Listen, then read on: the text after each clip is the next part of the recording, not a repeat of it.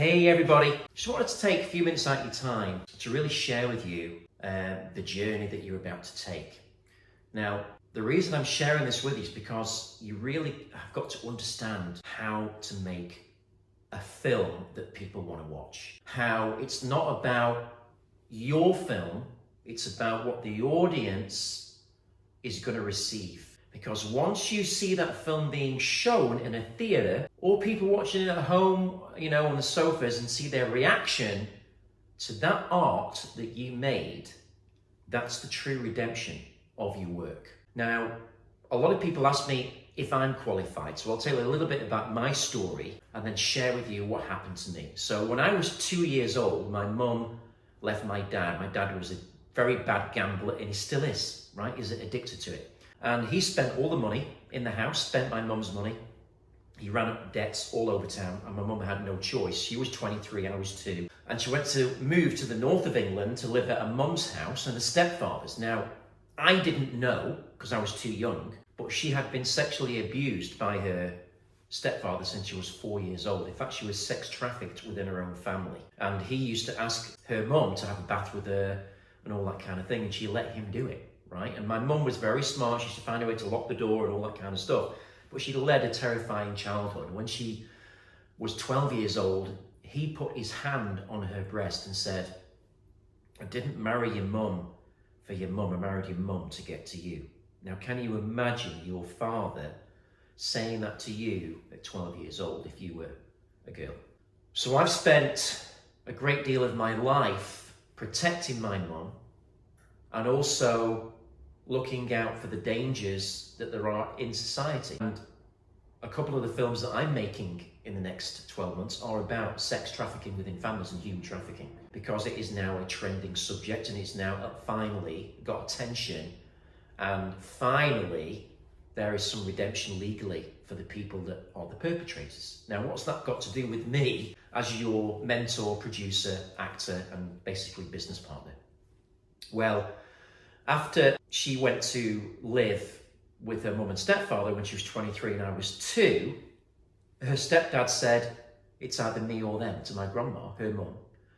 And she said, "You can't stay." So we had nowhere to go, and it was January, it was freezing cold. And she took me to the park. She tore some branches down from the trees, it was snowing, and we lived in the park for like 3 days, nearly died. My mum, an incredibly brave woman, right? And we got taken in by strangers, and eventually things got better, but we were on and off homeless for at least 7 to 8 years, because my mum was not educated in a university. She couldn't get a white collar job. She was always working casual jobs. I was always moving to different schools. I went to about 50 different schools. I had bright ginger hair, I was very white, I was very small and very shy, and I was always the new kid, and I got bullied to shit every school that I went to. So I didn't really enjoy school. And I was the boy at the back of the classroom, looking out the window, pretending, imagining that I was James Bond, that I was a spy, that I was a good guy, and I was chasing all the villains and shooting the bad guys, because that was the projection of what I was going through. That was the trauma that I was going through. She remarried my stepfather when I was about 10. He seemed a really nice guy, but he ended up being very violent. There was lots of physical abuse. He had lots of affairs. I ran away from home countless times, and it just wasn't a fantastic childhood. It was very, very, very traumatic. And the only place that was my salvation was my imagination. So I knew from a very early age that I wanted to be in the Far East. I wanted to get as far away as I could from that environment. I knew I wanted to make films from a boy's age, but life got in the way. And when I was 15, my mum met the same man she's with now. She's been with him for 35 years. Absolutely perfect match. And when she met him and fell in love, I said to her, "I want you to go on your own, live with the guy. I'll look after myself." I was living with my stepdad. I got out of there, and what I did is I went around town, a very small town that I lived in, and I asked all the shops if I could clean their floor for $1 an hour or £1 an hour. And not all of them said yes, but a lot did say yes, because it was cheap, and I became the cheapest commodity in town. And what I used to do is clean the floors late at night. It was always the last there, and I used to sleep in the shops. So I always had somewhere to be, Eventually saved up enough money and I got my own place, and I got into sales and I became really good at that. I broke the world sales record, and I became so good by the age of 27, I broke the world sales record in my industry.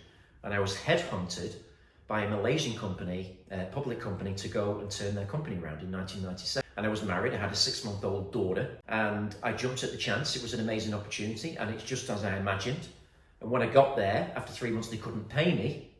So I had this, what do I do, kind of question again. And I decided to innovate the product and turned it from 5 million into $1 billion company in 2.5 years. I mean, I worked my ass off. So I know how business works, guys, but I still hadn't made that film yet, you know? And then I left there and I became an entrepreneur, and I did my own thing. I became a motivational speaker, opened my own restaurant, got into property.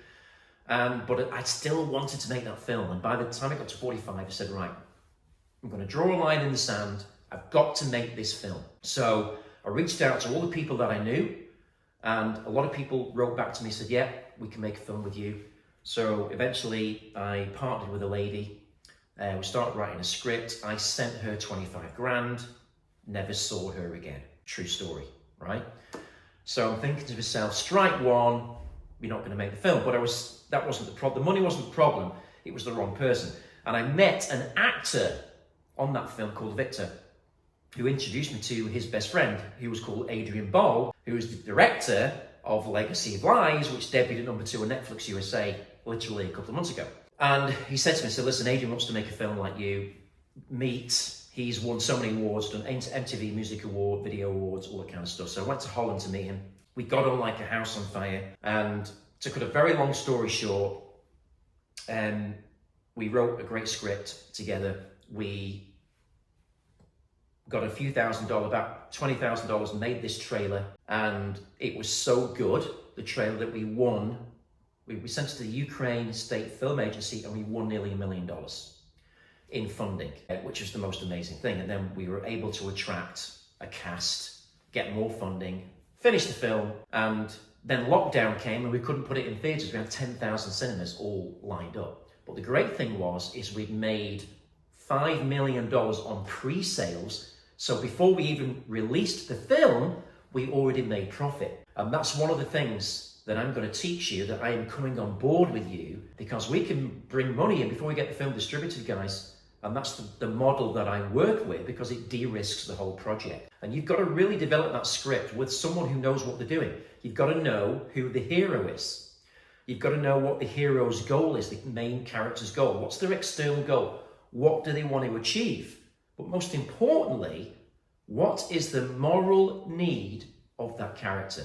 That means your main character has an internal flaw or a conflict internally inside of them.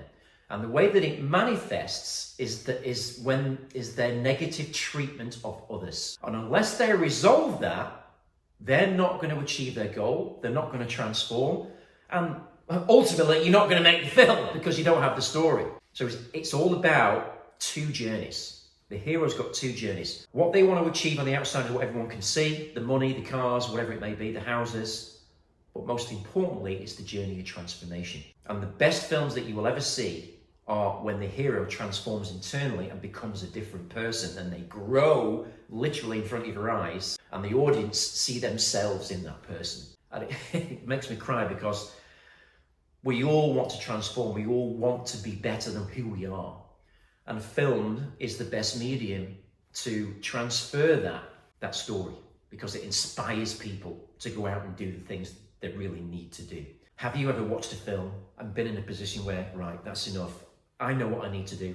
You've related to the main character, you know what your problem is, so you go and do it. I've watched many films and I've been inspired to take a lot of action because of that story. And this is why films are the most important medium in the world, and why you've got to make this film. So don't hesitate. Get on this program, get on this call, do what you need to do, and you will work with me, and we will make that story, which will not only transform your life, but will transform the lives of millions of other people, as I have already done myself. Okay? So this is Marco. Just wanted to share that with you, that you're in the right place, you're with the right person, and we're in this together. And we are going to make something incredible. Thank you.